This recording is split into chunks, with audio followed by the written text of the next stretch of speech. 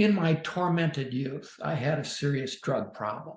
Mm, And so I walked into a Taekwondo studio mm. about 30 pounds lighter than I am now. And I never looked back. I was focusing on the eyes, Mhm. and which was very important because it doesn't matter how hard you hit or how fast you are. If you can't hit what you're aiming at, Right. you've got to be accurate. You've got to be right on it, especially. So, it's a pleasure to have you on today. I figured we might as well jump in and get started. Sure. I know you've been in the business a long time. What prompted you to begin working in the film industry? Well, when I was a kid, um, my parents took me to double features, a horror double feature, Dracula and Frankenstein. And I got into movies. I mean, as young as I was, I mean, I really did. And genre movies, especially because I liked horror. And then when the Westerns came along, uh, the Italian Westerns and Sergio Leone and Sergio Corbucci and those guys, uh, that just made me more enthusiastic. And Wow. then when I was going to college, uh, I happened to notice there was a screenwriting course. Mm. I took it. Wow. From that point on. Yeah, I knew then what I wanted to do, Wow. and changed my major and everything, and got you know got out of college and drove down here to LA. Wow. What a journey, huh? Yeah. I see you're a trained martial artist. What styles have you trained in, and what has that journey been like? Oh, that's been an interesting journey too. In my tormented youth, I had a serious drug problem. Mm, And so I walked into a Taekwondo studio mm. about 30 pounds lighter than I am now. And I never looked back. I've studied Korean, Chinese, Hawaiian, and Japanese martial arts. I've also studied American boxing. And Mm. when I was a kid, I was on the wrestling team in school. Oh, So perfect combination. yeah, I enjoy doing multiple arts and everything because I don't know. I mean, it's kind of like what Bruce Lee said about, Yeah. his style is no style, because he used a combination of styles. Mm. Wow, that's awesome. Like, okay, so what would you say you've been more comfortable with and all the styles that you've trained? Obviously, they all work and they're all effective in their own ways, but what have you enjoyed the most? You Which one? know, the there's kind of a tie. Um, the very first Taekwondo class and the first person I studied with was Master Sang Shin in United Taekwondo. I think I believe he has passed away now, but he was a stellar instructor and very tough. And then another style I like that I have studied a few years back is Wun Hap Kuen Do, which was established by Al Dacascos, who was Mark Dacascos' father. Amazing And martial artist. Yeah. it's a very quick style and uh, it's like Jeet Kune Do. Mhm. And it's a very smart style and a very streetwise style. I like it a lot. And those were the two that I had the most fun with. Awesome, awesome. And when you went into boxing, what was that like coming from that traditional style? And Well, what adjustments did you have to make? actually, first time my dad was a boxer, like box. He used to box for the army. Um, I started when I was young in boxing. I went to the AAU, and then when I moved down here, I ended up studying boxing again after having all the martial arts at Jeff Langton Boxing and Oh, Martial oh, Art Gym. And yeah, I've always enjoyed it. I really have. It, I don't know. It's just good exercise and nothing yeah, else. It's in yeah. shape. I mean, if there's no way of getting around that. Right, So right.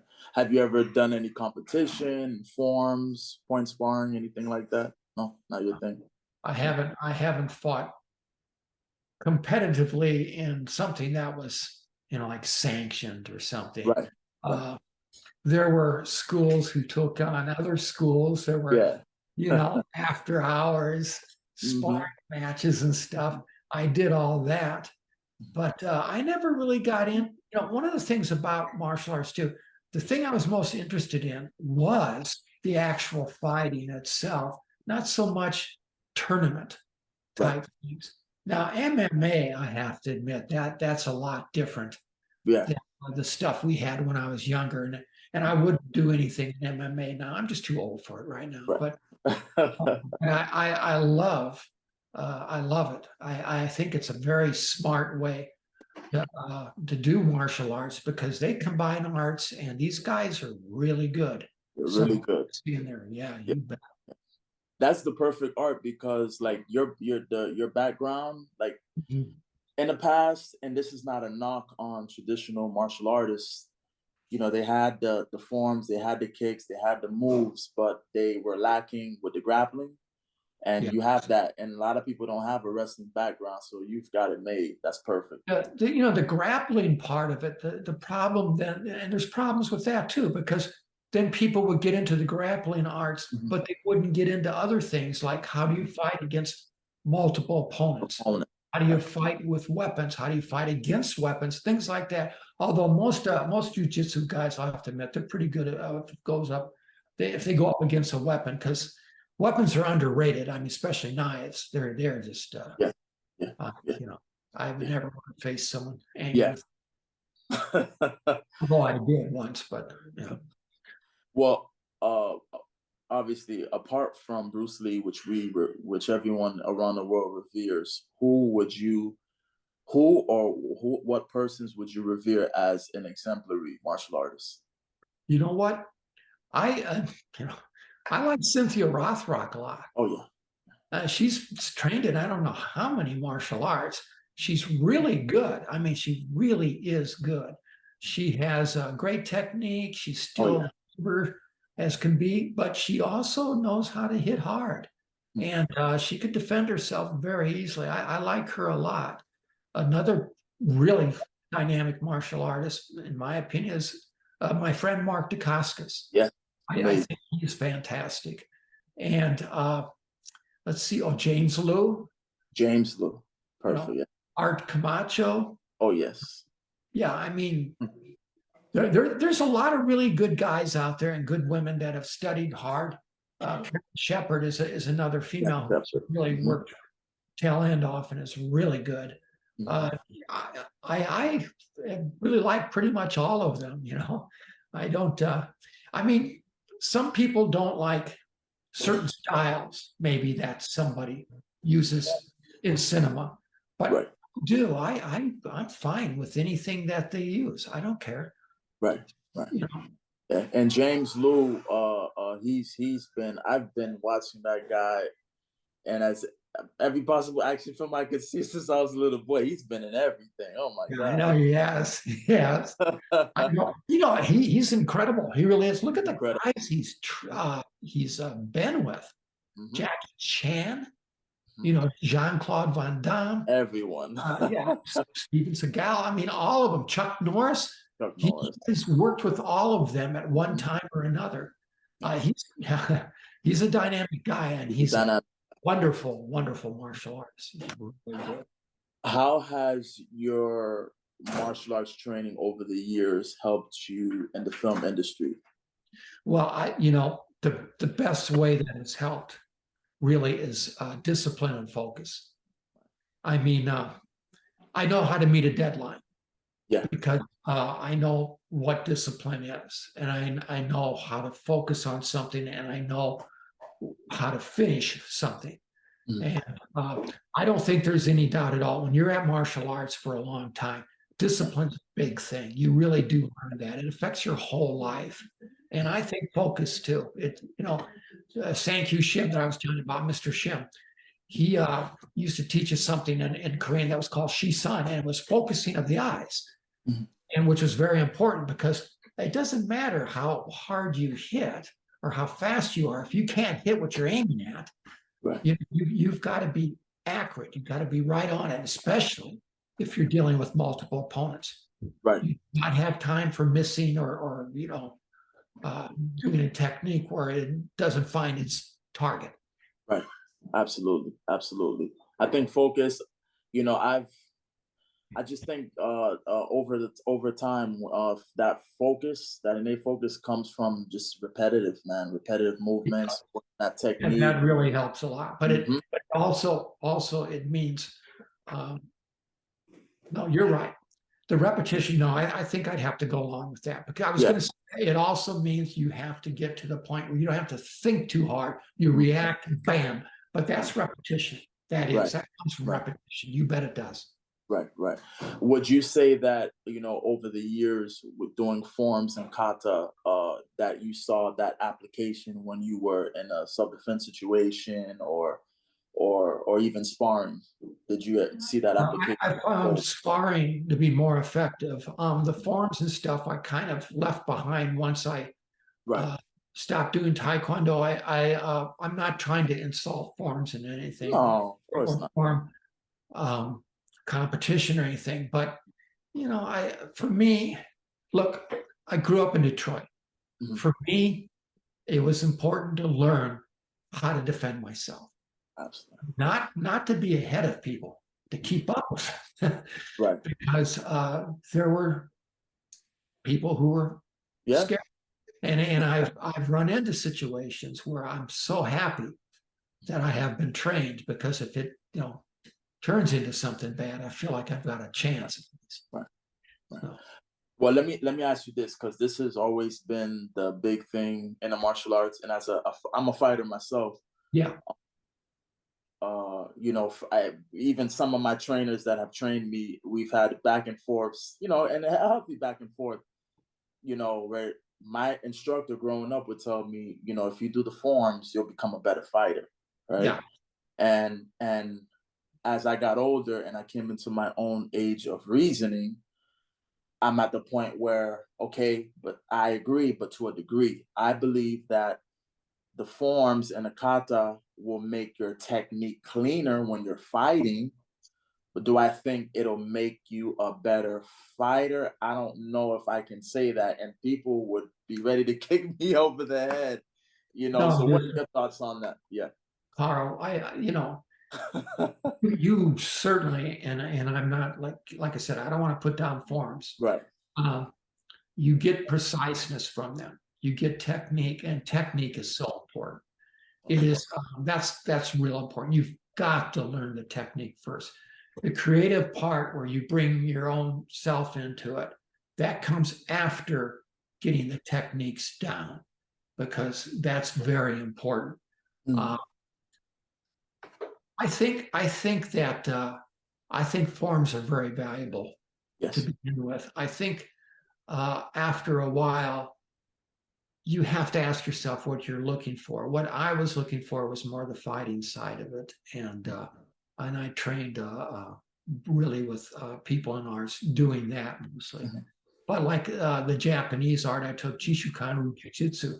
Um, there's no way you can do any of that Mhm. without learning the techniques first. You've got to know what's the right way and what's the wrong way Right. to Well, take someone down, to put them in an arm bar, whatever.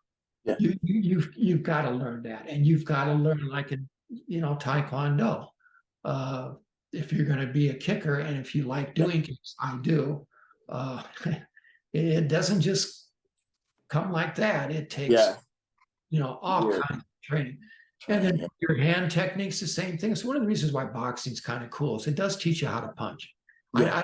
I don't look at, I know people who are boxers, and again, I don't want to put anyone down, Yeah. but they find a way, get it in their heads that because they can box, they can beat anyone.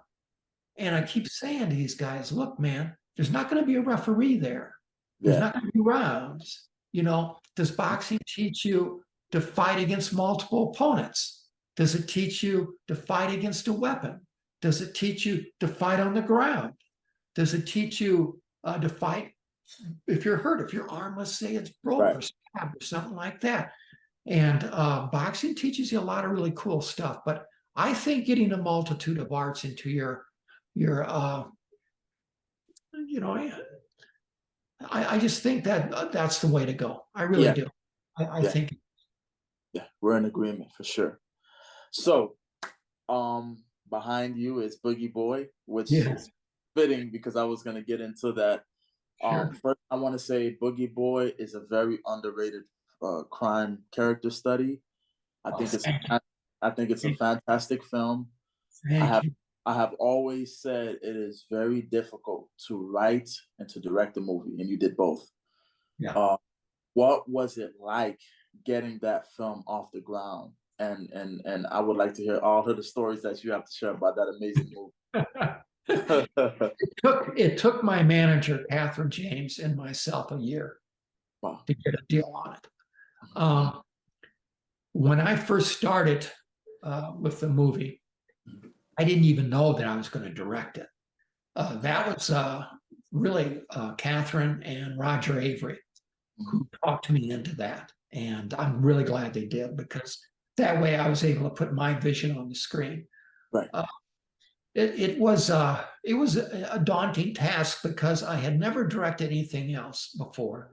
Mm. And so I went into it feeling like I just didn't know anything. Mm. But I was working with good people.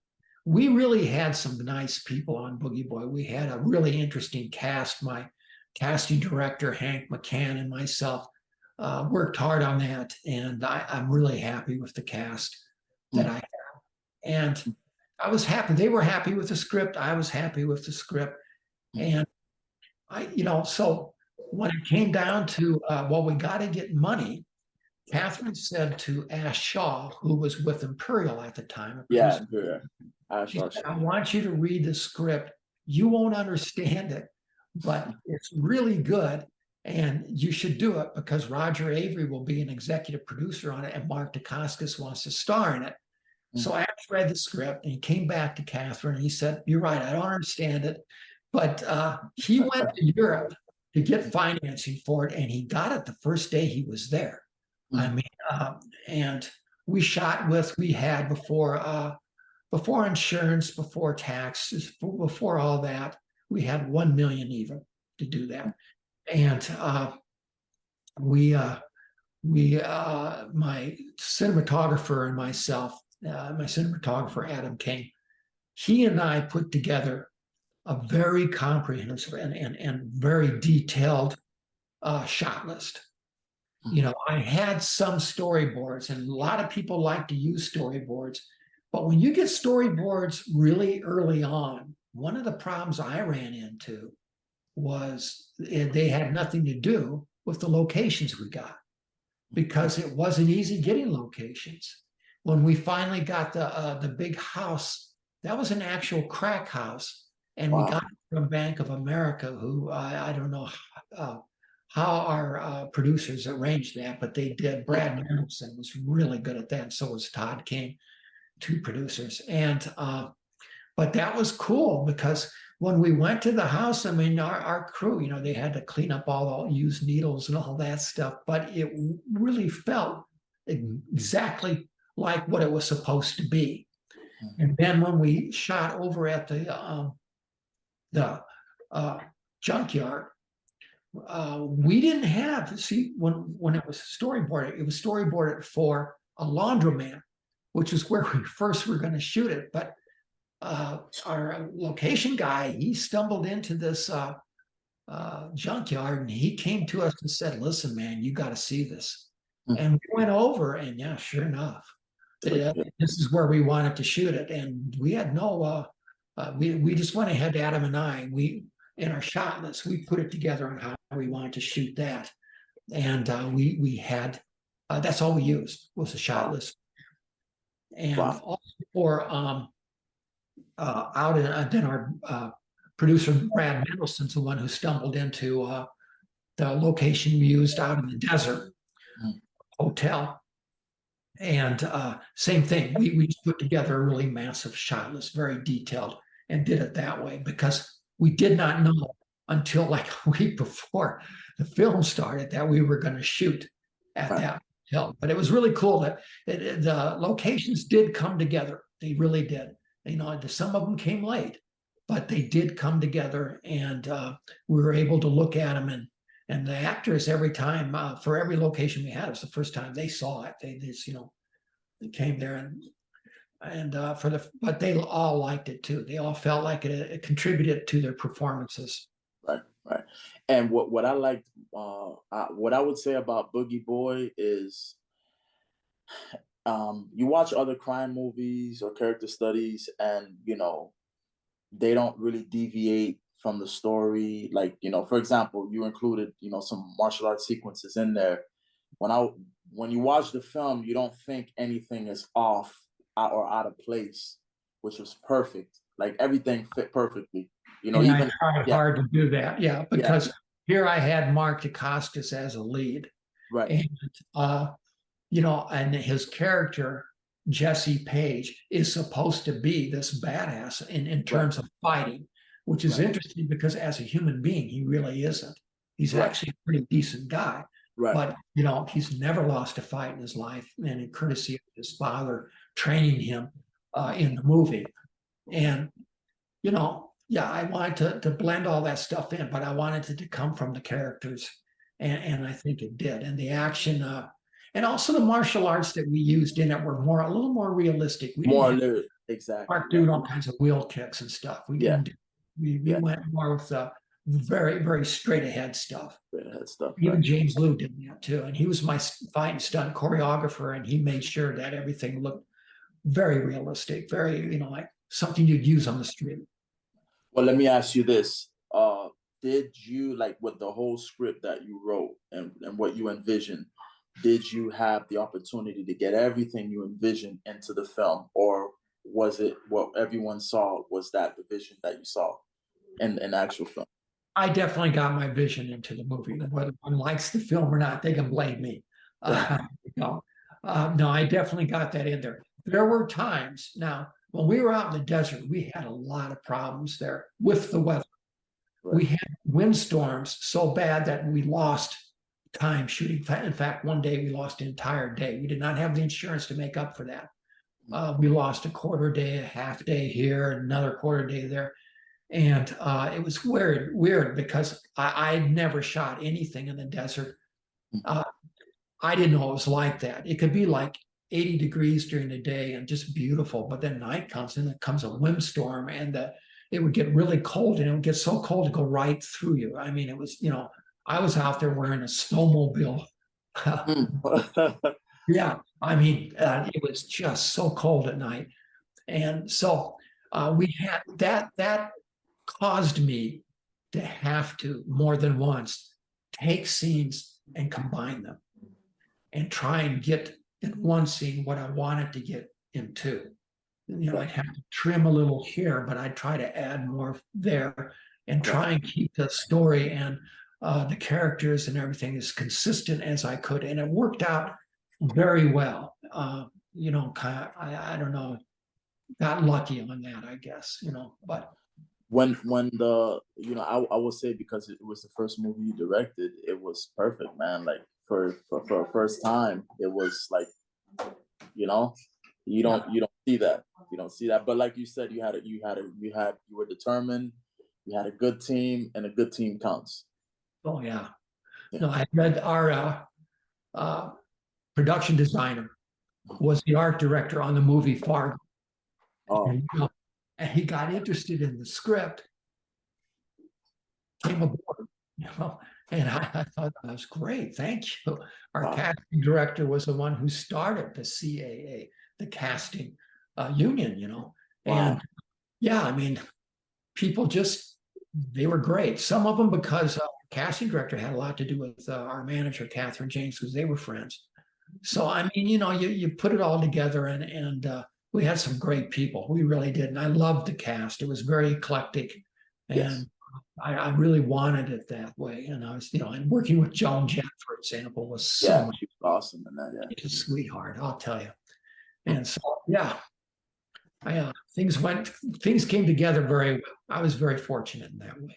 What was it like working with Mark Dacascos, and who I plan to have on here very soon, and I've heard many amazing things about him. But what was it like working with the man himself? He's a very hard worker. Mark is. He's a really good actor. Yes. and he's someone who is on the set and off the set, very professional, very nice. Everybody liked, everyone did. No one had a problem with him. No bickering with him or anything like that. He's the type of person that I think he was very grateful to have a character that he could really actually concentrate more on the acting. He's not just doing jump kicks all over the place. Right. He was very, very happy to do that. And he should be doing it, in my opinion. He's a heck of an actor. He's a hell of an actor. He is. He is. He is. I would say, about particularly about you as a creative and as an artist. It's an honor that I could even, we could even be doing this now. But I've followed you over the years, and I've always seen you had a very kind demeanor and character. You're always praising others. You're always speaking, acknowledging others' successes, and that's something that I rarely see in life or even with other creatives themselves. But you're always pushing for people to have more success, and I absolutely adore that about you. Thank you, Carl. That's Yeah, awfully kind of you to say. yeah. I hope I live up to that. But yeah, no, you know what? Some people unfortunately believe, like especially if they wrote and directed something, Right. that the film is completely, it's them. It's all about them. No, it's not. Right. It takes a team to put everything together. I've been really fortunate in that way. Yeah. I've had a good team. I've got a good team right now in a producer named Alexander Nevsky. Yeah, awesome guy. Director that I've worked with here now, Joe Cornett. Yes. I really, they're very loyal. They're very smart. And I've done 3 movies now with them, and even more with Alex. I think I've done 4. But yeah, again, it's a team. You really have to have people working together. That's how things come together, in my opinion. What advice would you give to people? Because as we know, it's not easy to make a movie, and it takes a lot of moving parts. What were some of the pitfalls and pitfalls you still encounter today, just getting a project started, and even when it You comes know to what? I'll make an admission here. Boogie Boy, I directed. I have not directed another movie since then. And the reason why, really, is because of how difficult it is to get financing. Right. There have been 2 or 3 times, actually 3 times, where I almost got a movie off the ground that I was going to direct. And I have to go back to my manager again, Catherine James. She was great.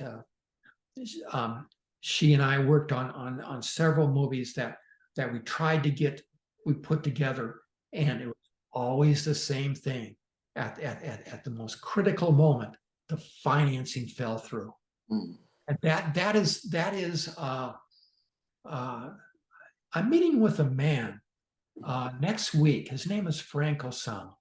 He's going to work with me a little bit because he's real good at getting money and getting things made. I'm going to actually try and pick his brain a little bit.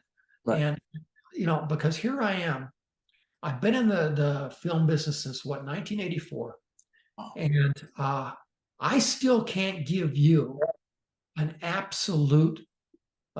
This is what you do: first step, second step, third step, fourth step, because the film industry, first off, is constantly changing, and then in other ways, it doesn't change enough.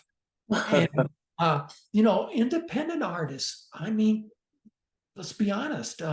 Independent isn't always easy. You have to really, really go after it. And that's as far as putting things together like that, it's just don't give up. Just keep going with it.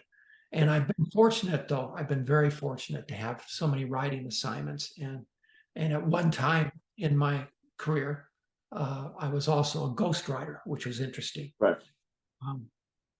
and I mean an actual ghostwriter where you have an NDA and you can't, you Right. don't tell anybody Right. about what you do. But I did that for boy, about almost 6, 7 years. Wow. And the best money I ever made was doing that. But the problem with that, see, there's another downfall is that where do I get credit? I don't get credit. You don't get credit. Somebody Yeah. else does. And so, like on my IMDb, there's just a big blank spot there. Right. Right. Uh, so that's another thing you have to watch out for is I got into a situation where I really needed money. I got it. That was great. But besides doing all the work, I never got any credit for it. Credit for it. Yeah. And that's something when you move down here and you're trying to be an artist, you've got to do. You have to have, I think it's smart, get a job on the side or whatever and have an income. You have to, because and there's a lot of people down here too that would also like to try to get you to work for free or for Right. very little. And these are people that unfortunately I think you need to avoid too, because your service, what you do, whether you act, produce, direct, write, edit, whatever, it's worth being paid for. You're worth being paid for a job. I definitely would love to see you direct more movies. Like I said, it's you're a talent,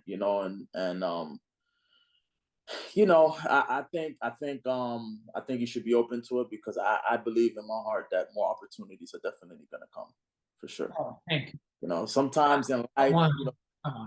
things don't happen when we want them to or on our timing, but the Almighty knows, okay, this is gonna happen now because He's ready now.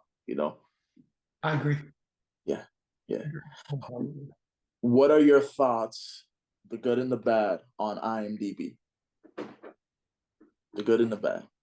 Well, the good is the track record that you have can be listed on online. I think there's a lot of people who use it. They want to see. I personally feel IMDb Pro is far superior to Yes. just IMDb, and I highly recommend anybody who's using IMDb. Please do look at IMDb Pro. It's Yeah. really really much better. Yeah. I think I like it. I'm glad it's there. However, that said, Roger Avery and myself used to joke around about this. Sometimes you get credit for things you didn't even do. I don't know. But some credits that you have to contact them over and over and say, "Hey, man, I never did. writer in this project. Who Right. do you listed there? I didn't recognize that name." And, yeah, so that happens too. So I mean, it's not perfect. It can't be perfect. Nothing's perfect. Nothing's perfect. But still, I think it's a really good thing for the industry. And like I say, it lists the track record and it gives you your history, and people can see that. And I think it helps move things along when people are looking for certain types of filmmakers or writers or directors. Right. So you've worked with Quentin Tarantino. I did. What was it like working with Quentin? And what was it like when you made my best friend's birthday? It was very difficult. Quentin and I didn't know what the hell we were doing. We didn't have any idea what we were doing when we did my best friend's birthday.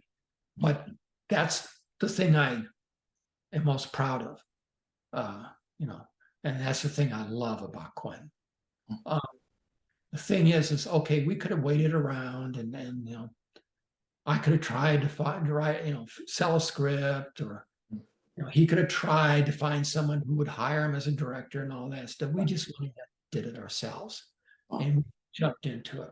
And it's actually one of the best known unreleased movies, I think. But yeah, I mean, it was, and Quentin said this too. It was our film school. This is where we learned it all. And it was trial by fire. And yeah, sometimes we succeeded, but sometimes we did not. But it was trial by fire.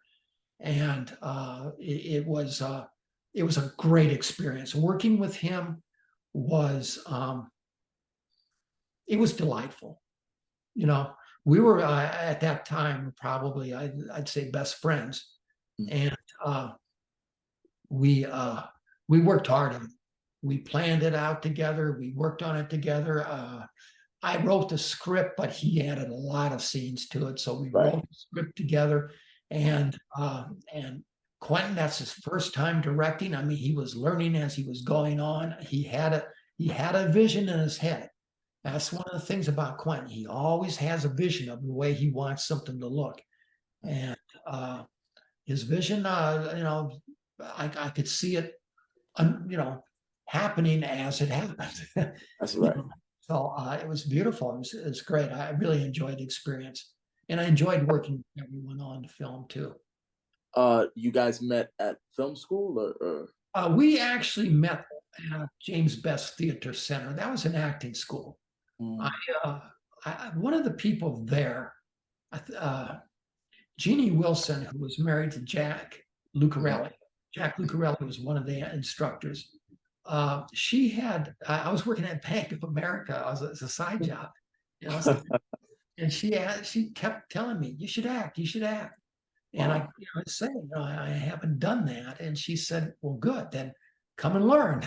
Coming there, yeah. And I took her advice finally, and I went there, and boy, I fell in love with it. I actually, my first jobs down here were all acting or a little bit of stunt work because of the martial arts. Right. But yeah, I was very happy that I got into it, and that's where I met Quentin, and we became friends fairly quickly. Wow. And one of the things I want to say about Quentin, real quick, because some people, Tell me. Yes. say the opposite, but Mhm. in that school, in my opinion, Quentin was the best actor. Mhm. He was a damn good actor. Some people don't think he can act, and I think it's because when he acts, it's usually in his films. He's Right. trying to direct while he's doing that. Yeah. That's not easy to do. Not And easy. also because he's become such a big celebrity, people see Quentin there, they don't see a character. But the truth is, in the James Best Theater Center, I thought Quentin was probably one of the most creative actors in the school, and probably the one most likely to take chances. And I admired him to no end for that, still do. Wow. Are you guys? Do you guys still talk today, or do you? We haven't talked for a long time, but we're on decent terms. There's nothing wrong. It's just that here's a guy who got married, he's got kids, he's living overseas. Right. We just don't, and he's so busy and I'm so busy. It's really hard to touch base at times. It really is. Like Roger Avery's a good friend of mine, but I Right. can't always see him or talk to Right. him. And it's just the way it is. I see that on IMDb Pro. I believe you were a consultant Mhm. on Pulp Fiction. Yeah, I was. Yeah. That's because I consulted with Quentin and John Travolta and Uma Thurman. Wow. Again, that's because of my drug background. I Right. had a bad drug habit when I lived in Detroit with first heroin and then methadone. But the heroin thing was important for Pulp Fiction because Uma's character actually overdoses on it. Overdoses on it. Yeah, and so and then John Travolta's there. Forget. Yeah, he's there when she overdoses, and so I worked with him and with Uma, and talked about what it was like. I had overdosed myself when I was young, and also I gave Quentin some information too about the drug heroin, what it's like, what the high is like, and especially when you inject it and everything, because a lot of people in a lot of movies, when they have them, hit up heroin, as soon as they hit it up, then it's like, oh, Yeah. it's really not that way. That way. Wow. There's an initial rush, but the real rush comes later on, like, I don't know how long, 10, 20 seconds later. And so Quentin used that. And yeah, I had a good time with Quentin on that. That was great. I would come out to the set, and visit him, and every time I did, I'd end up in John Travolta's trailer, and he'd make us iced tea, which was wonderful. And I got to see, it was one of the most amazing things I've ever seen in my life. When Chris Walken does that scene where he's talking about the watch, Mhm. you know, and he's giving it to someone, and he said he had to keep up his ass, or that type of thing. I was there, gosh, maybe 6 to 8 feet away from him, behind something though, but watching him do the scene. I Wow. wasn't in his eye line. Quentin made sure of that, but Quentin put me down there and said, "I want you to stay and watch this." And what an actor! To watch that scene and to watch him Fine actor. create Mhm. that scene, it was so inspiring. I cherish that moment. I Mhm. thank you very much for that. That was a wonderful gift. Wow. Did you get to meet or see Samuel Jackson in action? No, I did not. No, unfortunately, I did not. What a bummer. But I did not. He just wasn't. We weren't on the set at the same time. Right, right, right. And what about Reservoir Dogs? Did you get to see any filming of that, or did you get to meet any of the guys? I met some of them, yeah. And with Reservoir Dogs, I did voices in that. Mm. So I used to do voiceovers, a lot of voiceovers and at work. And so Quentin had me come in for post. It was a Wow. lot of fun. And I did different voices of people. There's a scene where there's a police car, you're looking out of it, and there's just two cops sitting there. I'm one of the cops doing Wow.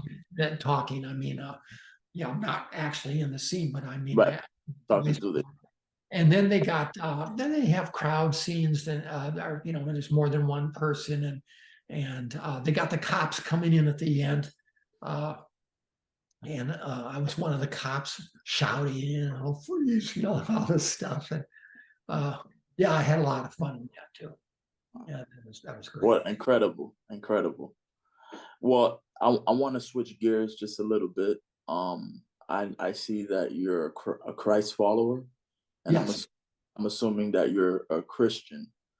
Uh, Go ahead. Yeah, I say Christ follower instead of Mm. Christian, because Right. Christianity to me has become very political in this Yes, country. I agree. And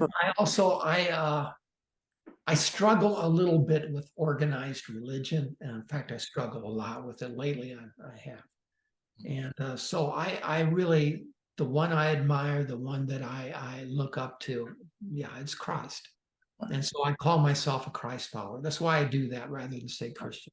right. So, how did you come to faith, and what has that experience and journey been like? Um, I came to faith. My parents, we used to go to church, but I don't know. I guess I was going in one ear and out the other ear with Right. me. I came to faith when I was at my absolute lowest in life. I was a drug addict. I was skinny. I was sick. I hurt my parents. I had hurt other people. I was a liar. Mm. I was not someone that the Craig Hammond of today would want to hang out with. Right. And that's really where I turned to Christ. Mm. And I've been there. I've been a believer since then, and believed in his message of love and humility, and that is when it all started, and it's been with me ever since then. So we know that God communicates and speaks to everyone differently. What was it like when you heard God for the first time? And even today, as you go through life, how does He speak to you personally? Where you know, okay, yeah, I hear you, I understand what you're saying, and you got the message. Yeah, I see what you're saying. Yeah. I'm very meditative. Mm. Uh, I do meditate, and I meditate in prayer because I think prayer is meditation, Right. and that's where at times where I feel close. Mm. I feel that I'm being guided at times, and I feel I'm being. Sometimes I just feel I'm being cared for. I need that in my life. I do. Is someone who likes that, and so those are the times. Wow, that's awesome. would you say that, the seed that was, because sometimes, early on we can be knuckleheads. Would you attribute that the seed that your parents planted in you is what came and to life to work for you now that you're an older man? Yeah, I think it did. I mean, I didn't know anything about church and probably wouldn't have if Right. it was not from my parents. But like I say, I don't want to be harsh or anything, but organized religion has kind of turned me off lately. I have a very good friend who said to me, you realize that organized religion is organized by man, Right. and we are not by any shape uh, perfect. Of And course, none of us. Right. Right. there's things about it that I think again just seems like everybody's got a political agenda or they've got Right. and I just really uh, I don't know. I think my faith is something that's very personal to me. Very Right. personal. I know it is.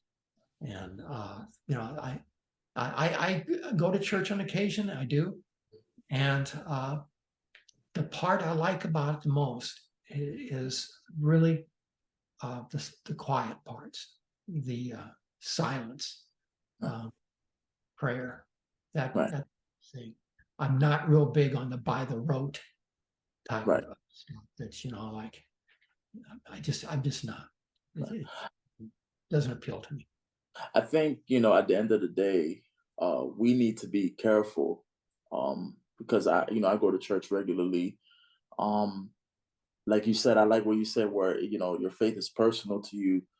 I am a firm believer that regardless of whether you attend a local church or not, we should always come together with other brothers and sisters in the faith, so we can encourage each other in love and in good works. Um, I also believe, like you, I think it would be more appropriate if certain leaders would let us shy away from, picking a certain presidential candidate or whatever it is. At this moment in time, we're all coming together to seek one person who's more important than any of us, and that's God, and that's Jesus. This is not important. He's important. And I feel like when, we make him the center, everything else will work out. And you're not going to have to worry about a political leader or politics or whatever it is, because he's going to work out everything regardless.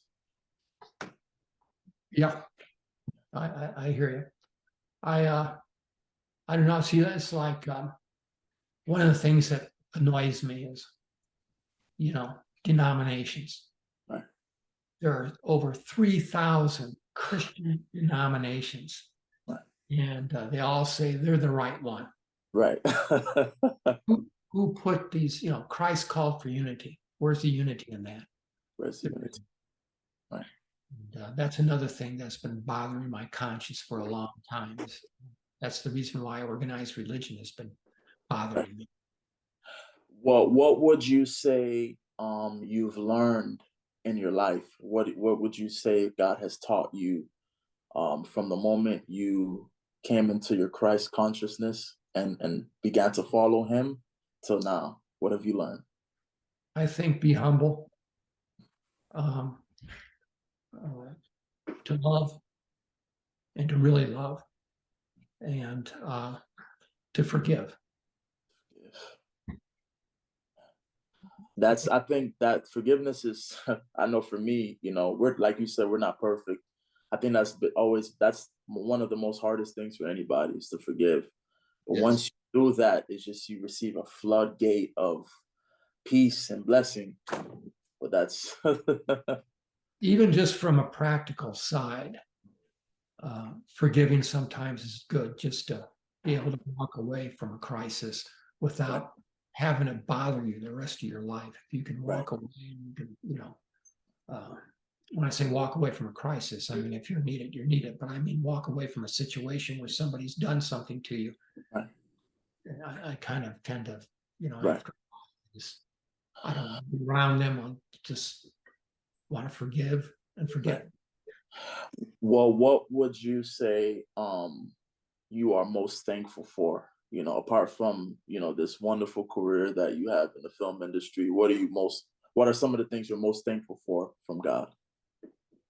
I think he surrounded me with really good friends, people who I love with all my heart. And I'm alive. I'm still alive. I enjoy life, and he's everything that I've been through. Um, you know, here I am still. Here you are. If you could go back to when you were 25, what would you tell yourself? That's tough. I don't know. What was I doing when I was 20? Oh, I remember now.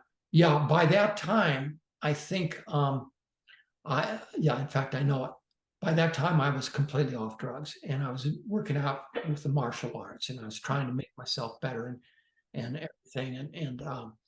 If I did anything, if I was going to go talk to the 25-year-old Craig Hammond, I would just encourage him just to keep going, which I did. But I always had, there were times when I had great doubts, but about what I was doing and stuff. When I was 25, I didn't know what I was going to do with my life either. And I would have, that's another place I would have given myself encouragement, as I would say, you're going to find out.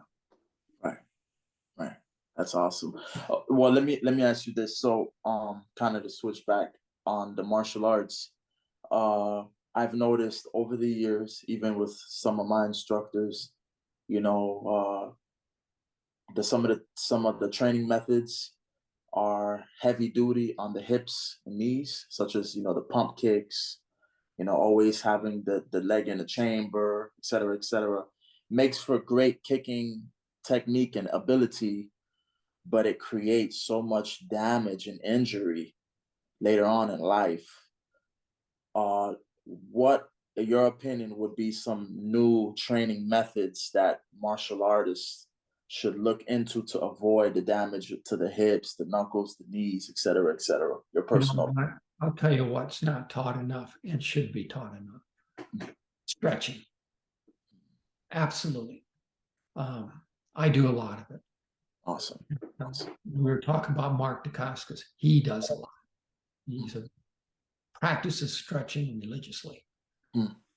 I don't know. I've been to martial arts schools that I've trained at, and also then I've just watched classes or observed where there's no stretching at all. They don't have any stretch or anything, and I mean, I don't know. Of course, there's going to be injuries. I mean, Right. look at what you're doing, but Right. if you're not stretched, if you're not getting your muscles ready to do that kind of thing, yeah, that would be that's the one thing I think really needs to change. I don't really know, nowadays. Actually, for a long time now, there's so many different martial arts schools, and some are probably pretty bad, and then some are pretty good.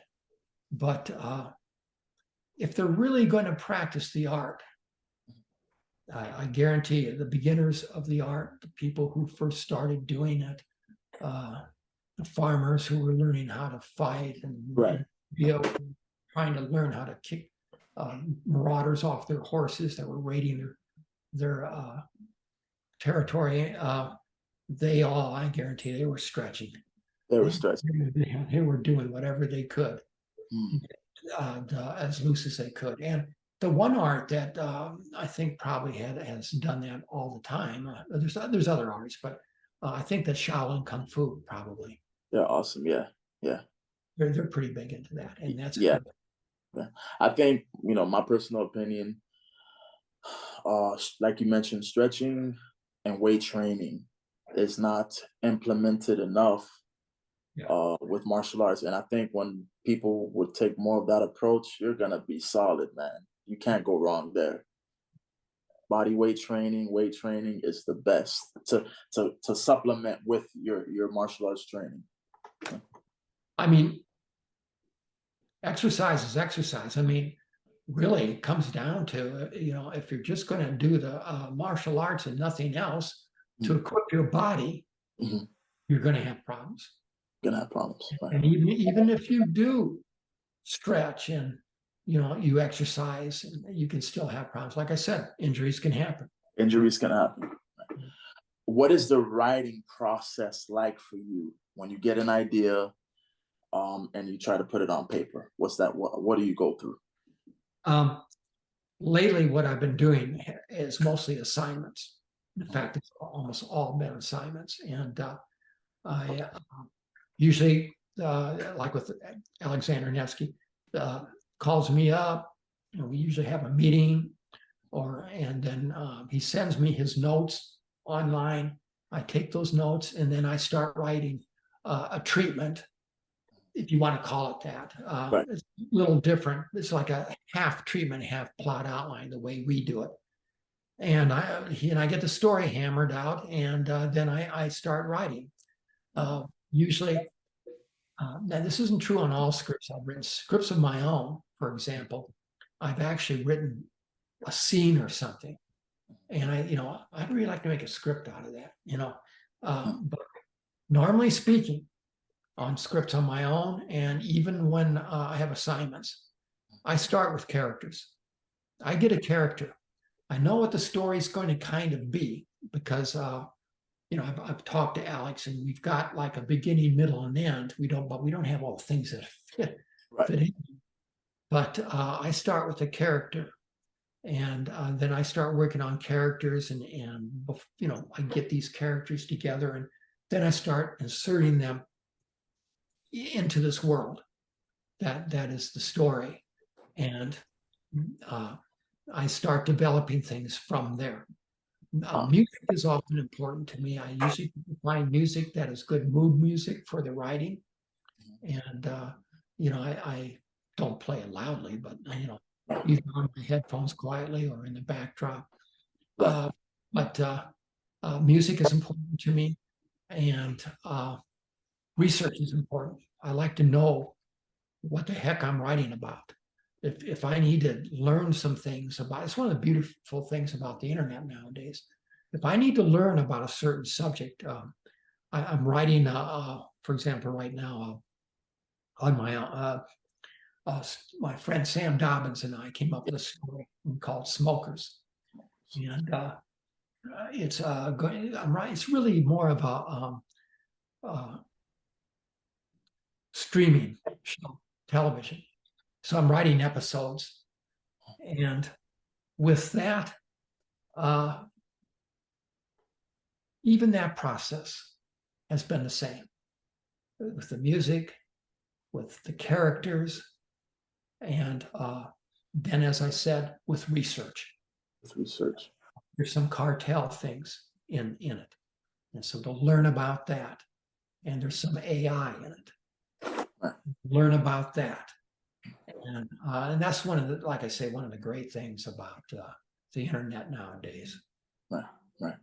Rio Bravo was a very good action film. I saw that with my father-in-law. Oh, good. It didn't take itself too serious. It knew what it was. It was fun. The cast was great. What was that? We had it was a lot of fun. The character that Alex plays in there is based on an actual character who lived, and an amazing man. He came from Russia to here, and then and he was very well trained, and was a soldier over in Russia. And when he came here, he started out actually in the Civil War as a colonel, and it was Abraham Lincoln himself who promoted him to a brigadier general. And the problem was, after the Civil War, he just kind of drops out of sight. And there's just no information on him. Right. We decided to make up our own mythology about where did he end up? What kind of person did he end up being? And so Alex plays him, and I love the way he plays him. And I got to write it, and I made him, still kind of a mystery, but still someone that could relate to the people in the town, and would fight for the town if he had to do that, because that's the type of person that Ivan Turchin in real life was. Mm. Yeah. Now we've got they just finished post on the sequel. The Yes. distributors did very well with the first one, and so now Taken from Rio Bravo Mm. has been finished, and it Definitely. also has some really, really interesting things in it. It's a little bigger and it's pretty wild. It's a lot of action, a little bit more of the friendship between Alex's character and Joe Cornette, who plays the Right. sheriff. And Joe directs it too. Plus, he directed the first one. That's right. And I wrote a script. The distributors like this so much that they also had us write a script for a third one, which I hope that will shoot. I really don't know when. I don't think it's going to happen this year, not in the winter. But I hope it'll be shot soon because I'm really eager to jump into polishes and things like that on it. 'Cause I really like the whole story that we're doing. Joe Cornette, he's a great director. I recently watched a project that you wrote, Night of the Caregiver. Yeah. It reminded me of something that would come out in the 80s, and I love 80s horror Yeah. movies. It was a great film. That's very observant of you. Yeah, we designed it after a lot of 80s Italian horror. Right. And giallos and stuff. Yeah, We really had fun with that too. And that Joe's a really good visualist as a director.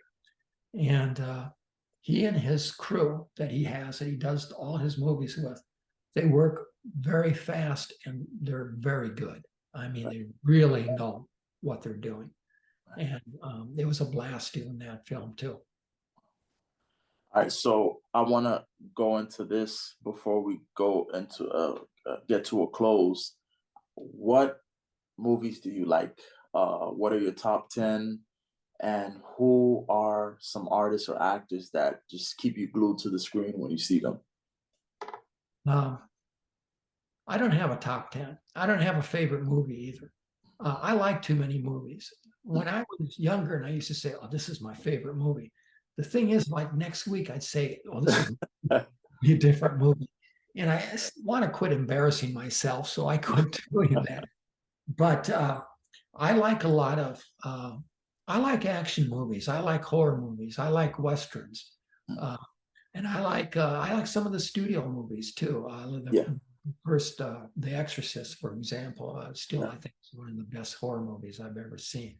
Right. And as far as people who I really respect, there's a bunch of them too. But actors that I think are great, Denzel Washington's one of my favorites. Yeah, he is superb. There's there's different eras of actors and everything. But to go back in time, a bit, I really liked Lawrence Tierney. Nowadays he's older, but when he was younger and in his older days, I like Nick Nolte an awful lot. Yeah, awesome. Yeah, I just thought he was fantastic. Especially he did that movie. Well, first off, he did that series, Rich Man, Poor Man.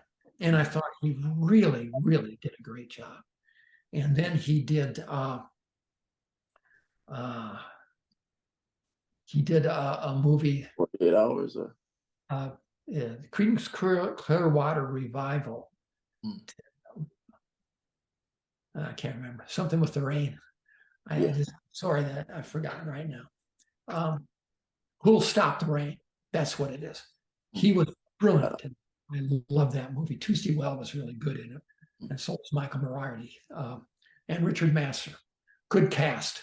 Yeah, they did a good job in that. But Nick Nolte, I thought, was just superb. And by that time, he had become one of my all-time favorite actors. I was really into him. Other actors that I told you about Mark Dacascos, but there are some Asian actors like Jackie Chan. Yeah, I'm a big fan of his. Huge. Right. I like I like his movies. I really do. And of course, he's older now. And my favorite movies of his are more from the past, the Right. Hong Kong films. Mhm. But speaking of which, Chow Yun-fat, I Fat, love him.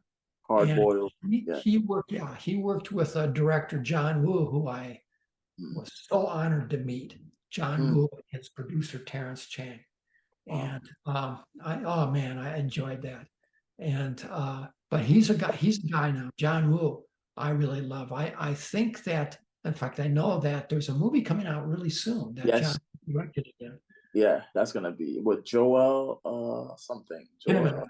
Yeah, Kinnaman. Kenan. Yes, I'm looking forward. But there's another actor I really like.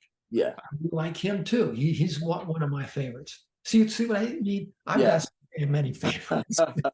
It's really hard for me to pinpoint things. What did you think of the RoboCop reboot that Joel was in? I thought it was pretty good. Yeah, it was pretty. Yeah, I thought it was really, in fact, I mean, the original RoboCop is going to always be my favorite. of course, right. But but I like Joel Kinnaman a lot. Yeah, I really do. I just anything he does, I really enjoy great. it. Right, right. Before we go, who are your favorite 80s and 90s action heroes from big budget to low budget films? Well, you know what? Bruce Lee in the 80s was my favorite action hero. Jackie Chan Right. up too. 80s and 90s action heroes. Trying to think of what I would say is my favorite. I like again, I like a lot of people. Someone who doesn't get, in my opinion, enough credit, even though he's a big actor. He said big and expensive movies too, big budget. Harrison Ford. Mm. I loved him as Indiana Jones. Yeah. I loved him when he played the president in I can't remember the name of the movie right now. Air Force One. Something like that. Yeah, something like yeah. But he's on that jet, and I just think Harrison Ford. I thought he was. I still like his work, but I mean, yeah, in the '90s and stuff. I mean, he was one of the best action heroes, and he used to, he'd do as many of his stunts as he could, but he used to call stunt work physical acting. And he said that you're acting. You still have to act. And so, I always kind of respected that outlook. That's awesome. Some of the martial arts guys too, and some of the guys who are very popular, but I liked some of their movies a lot. Chuck Norris, I really liked. There's movies of his I don't like as much, but there's movies that I really like in it. He was an innovator. Bruce Lee was an innovator. Jackie Chan was an innovator. I like people who are innovative. I know that a lot of people don't like him personally, but his first 4 movies, Steven Seagal, I did. I really did. I really liked them a lot. Yeah. He was. He acts. I mean, and really seems to be a little bit of a loony, but Jet Li. Let's see, who else? I probably could name a whole list of Asian actors. I really like a lot of the Asian actors. Going back to Chow Yun-fat at one time, and maybe still to this day. But when he was working with John Woo, I really considered him to be one of the best actors in the world. I really did. He was very believable. He was in these movies that all were like graphic novels, really. Like his characters were real. That was him. He was, and I always really respected that too. Hard boiled. Well, what an action movie, huh? Wow.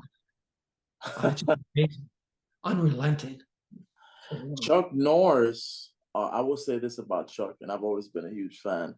Chuck has hits, man. He's got hit movies. Before anybody was doing anything, this guy had hit movies forever. No one has had as many hits as he has. There are people out there who they basically opened the door.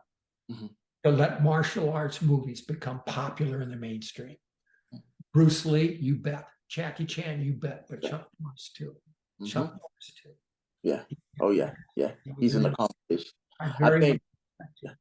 I think two guys who get no credit, but were great in the 90s, Don Wilson and Olivier Gruner. Those guys are awesome. I know both of them. I've had the pleasure of meeting with both of them. And Don Wilson is in my second, Taken from Rio Bravo, and Olivia was in the first one, Gunfight at Rio Bravo. And and Olivia did a really good job. He was great in it too. Not that I'm that surprised, because I've liked him in a lot of movies. He's a really cool guy. I love that guy. Super nice guy. Yeah, he is so nice. And Don Wilson's a nice guy too. Really is. Don, we have the same trainer, because my trainer used to train Don in the 80s to prepare him. So hopefully I can have him on here soon. So I'm trying to work that out too. But that'd be great. Yeah. Man, it was an incredible honor to meet you and chat with you. I really do believe we will be meeting again in the future. And I'm just really looking forward to all of the great work that's in store for you. I really mean that. Really Thank you.